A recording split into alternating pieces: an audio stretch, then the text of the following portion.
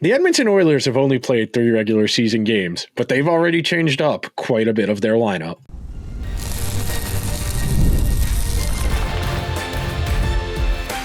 You are Locked On Oilers, your daily podcast on the Edmonton Oilers, part of the Locked On Podcast Network, your team every day. Hello, everyone, and welcome to this Thursday edition of Locked On Oilers. I am your host, Nick Zararis. This is my 4th NHL season as a host here on the Locked On Podcast Network, and I want to thank everyone that is making Locked On Oilers their first listen of the day. Locked On Oilers is a part of the Locked On Podcast Network, wherever you get your podcasts, and we've got your team covered every single day. And today's show is brought to you by our friends over at FanDuel, where new FanDuel customers can visit FanDuel.com, download the FanDuel app, and have a chance at winning up to $300 in bonus bets if your first $5 bet wins. On today's show, we are going to be introducing a new recurring episode, and my goal is to do this show every Wednesday or Thursday, depending on when game days fall on that given week. So we're going to try and do these the mornings of games. So the Oilers play the Islanders tonight, Thursday. And I wanted to do this episode because I was at the game on Tuesday against the Rangers, and I kept thinking to myself, they're changing up the forward group a lot. And some of it's the flow of the game, the type of game, the style of game. But we are going to give our best attempt at understanding the Kris Knoblauch hierarchy of trust is what we are going to call this. And we're going to start out at the very top, the players that, based on how they've been deployed, when they've been used, we can say that Kris Knoblauch trusts them more, and we will work through that. Our second segment will be that middle core, where if you have a good week, you might be able to jump into that upper echelon. If you have a bad week, you might slide into that bottom echelon. So on this list overall, I'm going to read you the list in full, and then we'll start going player by player as we go. So to start out, Mangiapane, Tomacek, Nugent-Hopkins, Roslovic, Podkolzin, Frederic, Kapanen, Henrique, Savoie, Howard, Philp. That is the list we have for now. And yes, I know Mattias Janmark may or may not return relatively soon.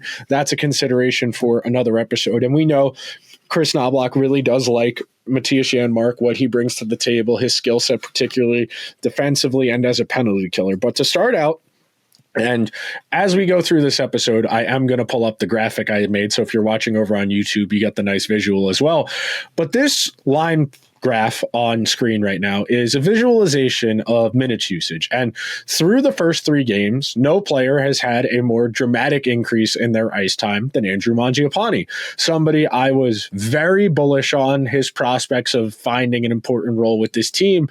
But in the span of 3 games, he got himself almost 3 more full minutes of ice time. On opening night against Calgary, 14:47, Tuesday night against the Rangers, up to 17:36. And I do think some of that is a byproduct of the game, and we talked about that on Wednesday's episode of the show, the idea that based on how the game was unfolding, Kris Knoblauch felt the need to separate McDavid and Draisaitl. Mangiapane has done a nice job so far of being impactful, of getting the puck to dangerous areas. He has a goal to his ledger already.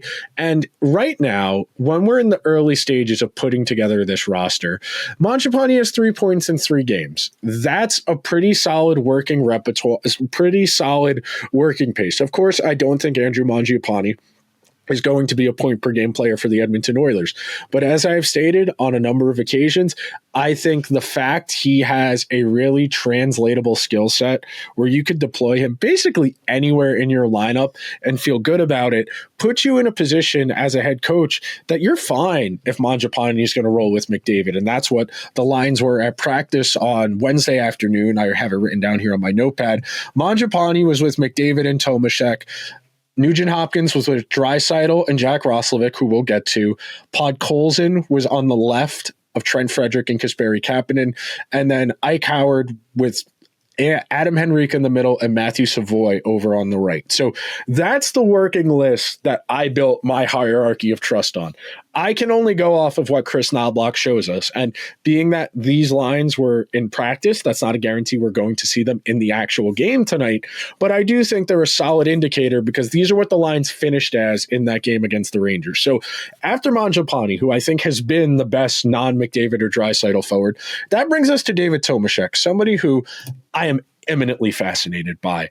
The idea of a 29-year-old rookie with no NHL experience, immediately getting thrown onto power play one with McDavid and Draisaitl, two of the four best players in the world, getting to play with McDavid and Draisaitl even strength at varying points, getting a boatload of opportunity. And now I am really curious to see what happens when Zach Hyman comes back, because by all accounts, Zach Hyman will be at the top of this list, of this pecking order of the non-McDavid Draisaitl forwards. But when Hyman comes back, does that mean David Tomacek gets relegated to a bottom six role? Does that mean he goes into the middle of the third line like we had seen in the preseason at practice various points during training camp? Does that mean he's going to get an opportunity to stay maybe with Draisaitl and maybe they bump either Roslovic or Savoie down? These are all questions Kris Knoblauch has to entertain, but based on the fact that he has gotten so much power play time in spite of the fact he is yet to score on the man advantage, that is a strong indicator. I think the fact that he got a chance and looks like he's going to get a chance to play with McDavid at 5-on-5 is a really strong indicator that Kris Knoblauch has faith in the player and that the production is going to come if he continues to get good chances. Next up, I have Nugent-Hopkins. And you might say, well, Nick, doesn't Knoblauch implicitly trust Nuge? He's going to be getting penalty kill time. He's been on the team the longest. He's the longest tenured member of the team.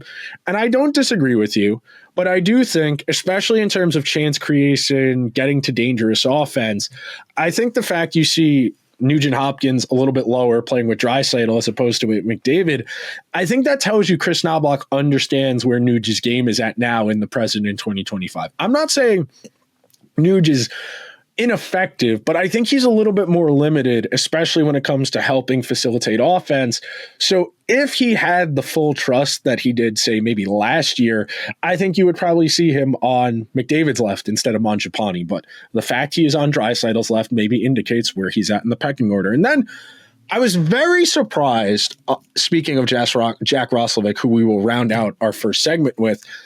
Number one, I appreciate Kris Knoblauch making me look stupid by playing him on the fourth line, at least to start the game against the Rangers after I came on the show, which a lot of people got a chance to check out the Jack Roslovic preview episode, which did very well views-wise. So everybody who checked in on YouTube, I greatly appreciate that.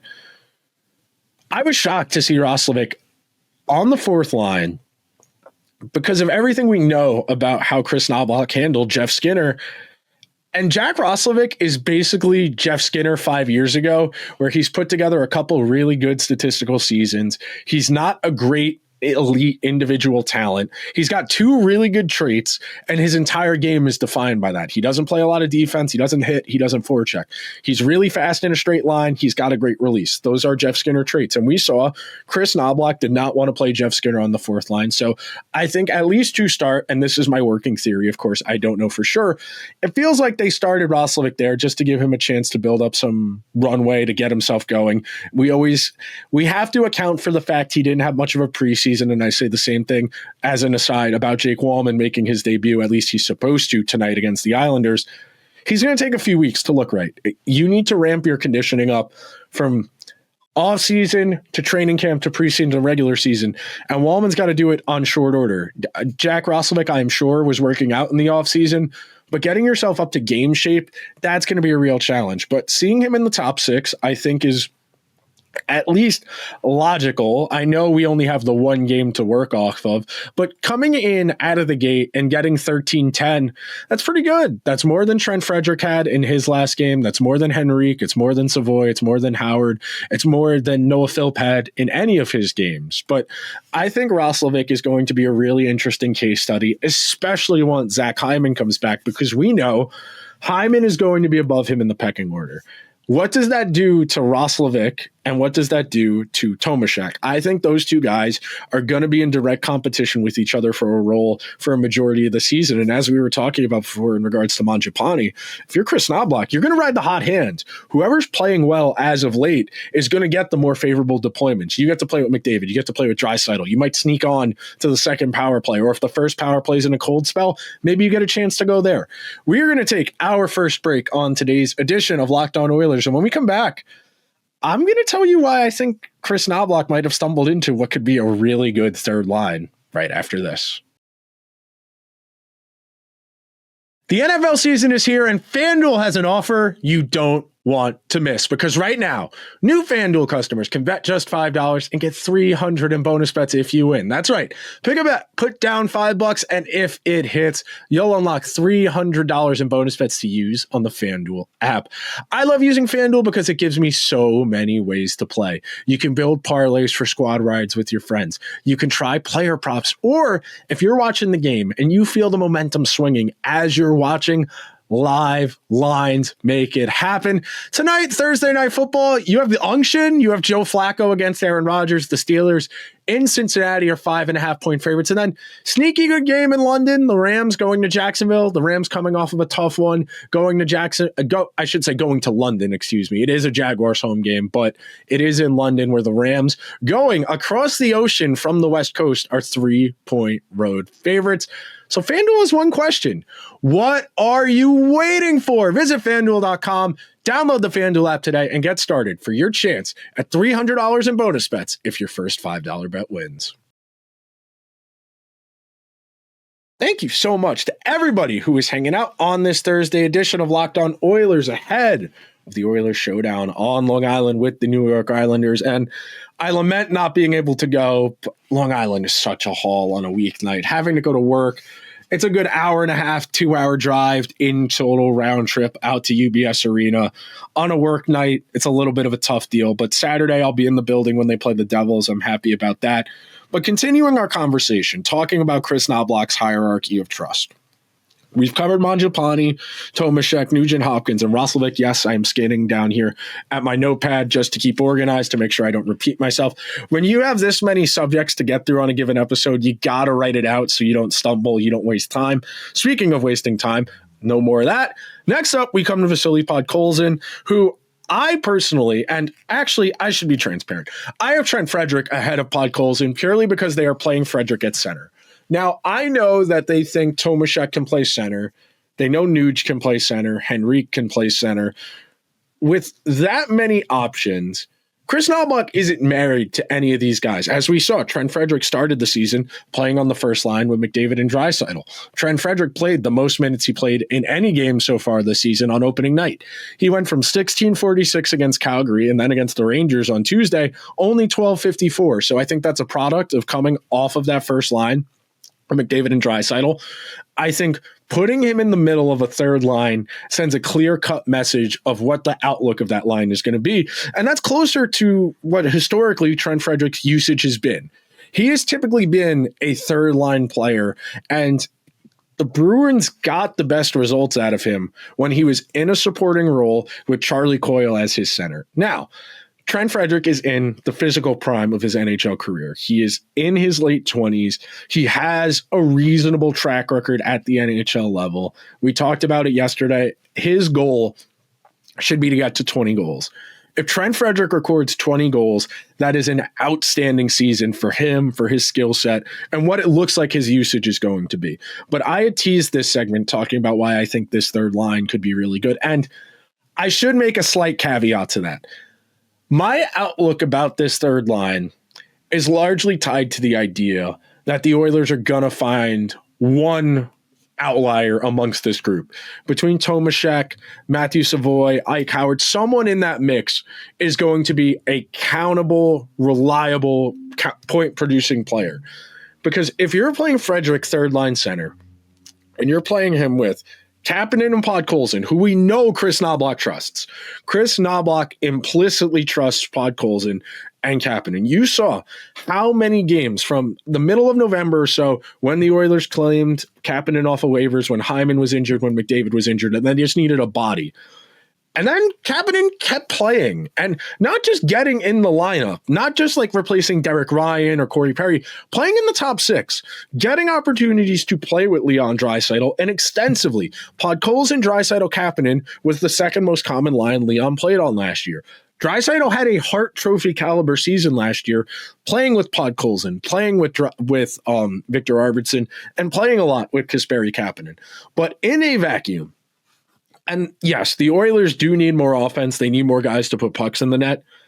But on paper, Frederic, Podkolzin, Kapanen has the capacity to be a really solid third line. And I think they play a very complementary game to each other. I think Kapanen having the best raw foot speed of the three helps. I think Trent Frederic's size, his reach gives him help as a center. Centers have the most responsibility defensively. And then Podkolzin, we know, loves to get in on the forecheck, loves to throw his body around, loves to hit guys. This has the bones of a really strong defense-oriented third line. Now, they don't have a Blake Coleman here. They don't have a Yanni Gourde here, the way that Tampa Bay third line was. They don't have a Lundell. They don't have a Marchand. They don't have a Luosterainen. But this type of third line is going to give you a very high floor. They aren't going to hurt you defensively. They aren't going to give you a lot offensively, but they're not going to hurt you. They are going to be reliable, sound hockey players. They are going to get pucks in deep. They are going to forecheck aggressively. They are going to put pressure on defenders, and they're going to have to work for their offense. And as that game against the Rangers on Tuesday showed you from the Rangers' perspective, just because you create offense does not mean you're going to score. Just because you have a majority of the possession does not mean you're going to score. Just because you play a majority of the game in one end of the rink does not mean you're going to score. There is a certain trade-off where, in focusing on possession and game control, you're going to lose efficiency, because we know the most dangerous play in hockey is that cross-seam pass. Whenever you can cross the center lane and make the goalie go left to right or right to left and the defenders the same, you are creating as dangerous a scoring chance as we have in the NHL today. That is the best scoring play we have. These guys are not doing that. These guys are not cutting to that center lane. They're not receiving a pass in stride from the half wall, cutting inside and trying to let it rip. These guys are going to get pucks below the goal line. They're going to put pressure on defenders. They're going to force turnovers up the walls. And then the defenders are going to pinch in. They're going to take their point shots, and they're going to outwork you. Now, as we have discussed ad nauseum, my everydayers, you have heard me give this spiel a lot. You go back to the Stanley Cup final in each of the last two seasons. The Oilers have run into problems down the stretch in games where they're down a goal, and then in the non-McDavid Draisaitl minutes, they have a ton of possession. They're cycling the puck, but it's a lot of point shots. It's a lot of perimeter shots. They're not able to crash. They're not able to get in tight. They're not able to create dangerous offense. And while it looks good on the underlying numbers, you end up winning the expected goals. Expected goals do not guarantee you are going to eventually score. And that's what I mean when I talk about efficiency. And that's what I mean when I talk about high floor. This group is not going to give you bad hockey.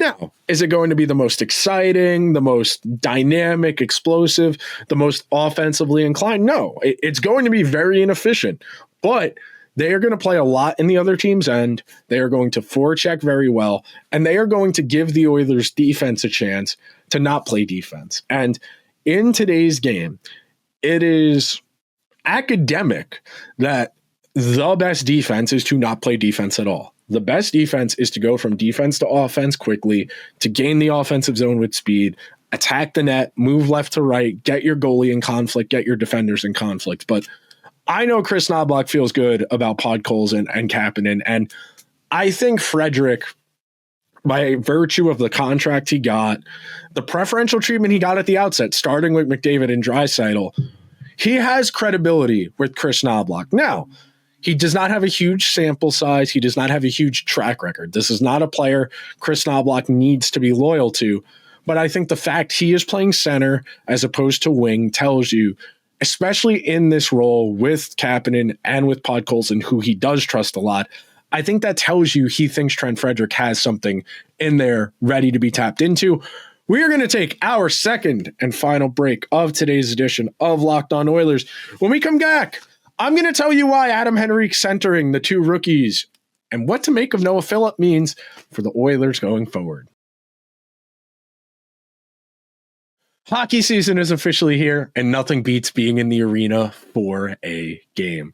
But let's be real, getting tickets can be a total headache. Between waiting in queues, surprise fees, and prices that jump right before checkout, it's easy to get frustrated when all you want to do is cheer on your team. That's where our friends at Game Time come in, the app that gives the fans the advantage. It's your ultimate hack for scoring amazing NHL tickets fast, easy, and stress-free. I already told you guys I went on Tuesday against the Rangers with my girlfriend. Saturday, I'm going with one of my best friends to see them play against the Devils. I always check out what Game Time has to offer. My personal favorite part of the Game Time ticket experience is the panoramic seat view. I'm never getting surprised. There's no funky angles. I can't see the scoreboard. I can't see below the goal line. When I go on Game Time, I know the exact view from my seat before I buy the tickets, so there are no surprises. For tickets for teams like the Devils, for the Islanders, you can find NHL tickets for as cheap as under $25. Fact check, the cheapest ticket I saw on Game Time for the game on Saturday against the Devils was $22 to get in. Download the Game Time app today. Create an account and use code LOCKEDONNHL for $20 off your first purchase. Terms do apply. That's code LOCKEDON NHL for $20 off. Swipe, tap, ticket, go. Thank you so much to everybody who is hanging out on this Thursday edition of Locked On Oilers ahead of the Oilers showdown with the Islanders. As per usual, I will have an episode for you as soon as the game goes final. I'm very grateful the Oilers are easing me into the nighttime production cycle with an East Coast road trip to kind of ease me in to being up a little bit later. I was, as much as I bemoan the offseason, as much as I bemoan not having hockey to talk about, I was grateful to be able to get to bed by 10:30 most nights. But there's nothing better than saying, I got to stay up. I got to work. I got to watch the game. One of the great feelings of working in sports and something I will never, ever complain about. Continuing our conversation, that brings us to Adam Henrique, who, by virtue of being the center on this line, by virtue of being a long tenured NHL player, more than 10 seasons in the bank, somebody whose career average is 21 goals a season, he's staying in the lineup. And there might be an awkward conversation to have a couple weeks from now, maybe a month or two from now, about would you rather have Janmark in that spot and maybe you try and find a taker for Adam Henrique's money so you have more flexibility come the deadline and a roster you're going to assemble for the playoffs. But for now, knowing how Kris Knoblauch uses Henrique as a center, as a penalty killer, and putting him in between Savoie and Howard, I think that tells you that Knoblauch is not under any illusions of what Henrique is. And I talked about this a lot coming into the season, the idea that it's going to be a little awkward if Henrique at $3.5 million per year is your fourth line center. That is just too much for that role and what the associated production with that is. I'm not here to say Henrique doesn't have utility. I'm not here to say Adam Henrique doesn't have value. But at that price point, it is going to be very difficult for the Oilers to get fair value. They're going to get a return on their investment, positive value, more than what they're paying him. But I do think there are enough glimmers there, enough occasional plays that he shows the Oilers that Kris Knoblauch is going to continue to defer to him in certain situations. And naturally, that's going to bring us to talking about the minutes so far. Henrique on opening night, 13:04.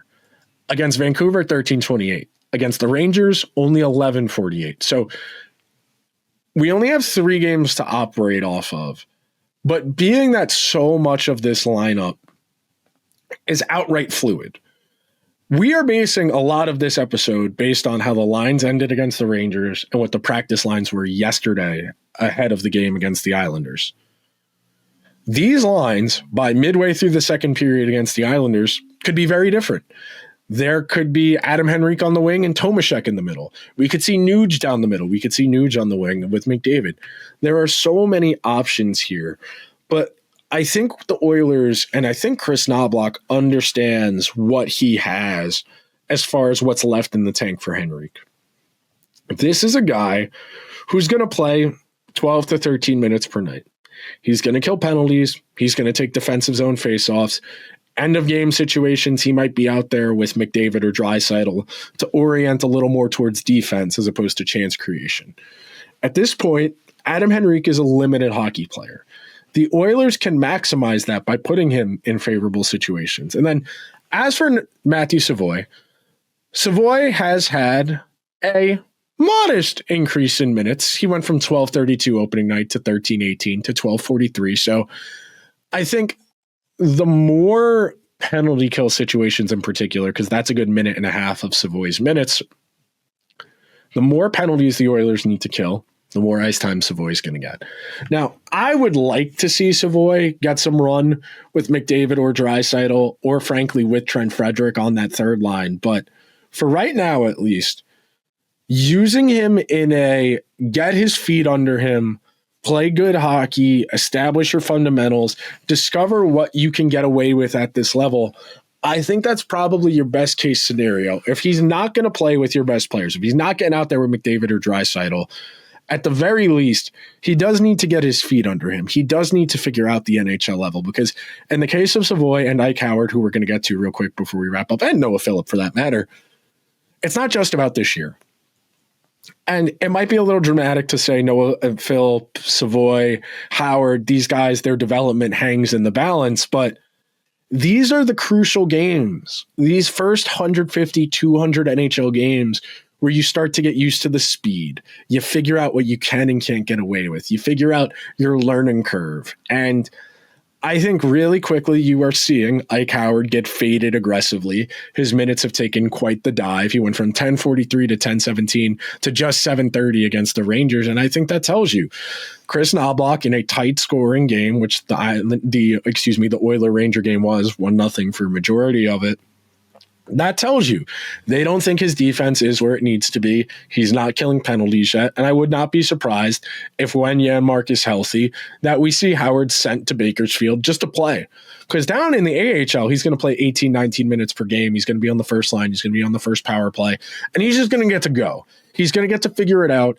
And then a year or two from now, or maybe 4 months from now, we can revisit this conversation. But I think really quickly you are watching Kris Knoblauch identify the guys he's going to go with. And then real quick, as for Noah Phillip, I think another guy who is on the fence of if they're going to be in the lineup on any given night, I think at Phillip's age, it's a bit more defined what he is than Howard or Savoie.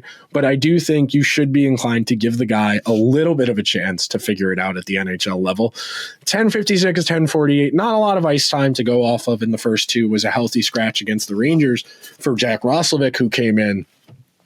But I think Phil, by being a bit more of a forechecker, a bit more of a toolsy guy as opposed to a production guy, I think it's a little bit easier for him to slide in and out of the lineup than, say, maybe Howard or Savoie, who are going to be judged a lot more based on the production they put together. But that will do it for the first edition of the Locked On Oilers Kris Knoblauch Hierarchy of Trust. Be sure to subscribe wherever you get your podcasts. If you're on Apple or Spotify, please give the show a 5-star review. If you're watching over on YouTube, hit that subscribe button, hit that alarm bell, get a notification whenever new content goes live. Be sure to check out Locked On NHL and Locked On NHL Game Night for the biggest stories and all NHL action. I will talk to you guys tonight after the... I can say that because the game will be over in the Eastern time zone and the episode will be posted before midnight. I will talk to you guys tonight after the game against the Islanders. Until then, let's go Oilers.